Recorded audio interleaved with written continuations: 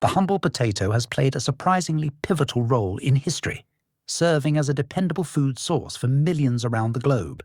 But did you know that a single potato, slightly moldy no less, was key to a groundbreaking advancement in microbiology? How did this come about? Let's find out. Hello, and welcome to the Historical Science Channel. We hope you enjoy exploring the fascinating, lesser-known stories from the world of science. Best of all, no background in science or history is needed. Just an open mind and eager curiosity. Let's begin. Sometimes, all it takes to revolutionize the world is to view something old and simple with a new set of eyes.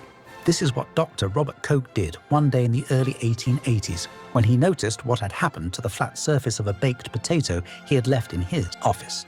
Specifically, a potato that had seen better days and was beginning to rot. Instead of merely tossing it, Koch took a sample from the moldy potato and put it under his microscope. As he had hoped, he saw a number of microorganisms, and most important, they were all the same type. To understand why this was important, we need to look at the background. Robert Koch was a German doctor of medicine and self-taught microbiologist.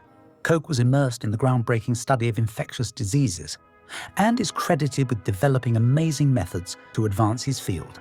These methods were fundamental in identifying the causes of diseases like tuberculosis and anthrax. But Koch, and all others in the nascent field of microbiology, faced a problem.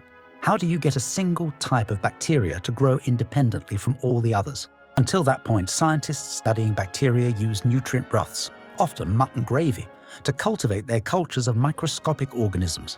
Unfortunately, isolating individual bacteria in such conditions was extremely challenging, like trying to pick out tiny pieces of vegetable matter from a boiling stew with tweezers. That is why his discovery of a potato base was such a massive advance. The simple, sliced, baked potato had a solid, moist surface that was perfect for spreading bacteria. It didn't melt, wasn't easily contaminated, and the bacteria couldn't mix together. The result, each bacterium could multiply and form distinct colonies on the potato surface. To verify this wonderful discovery, Koch sent for two military doctor assistants, Loeffler and Gafke. Together, they were able to successfully make mixtures of only 2 or 3 strains of germs, which would have been very difficult to extract from a liquid base.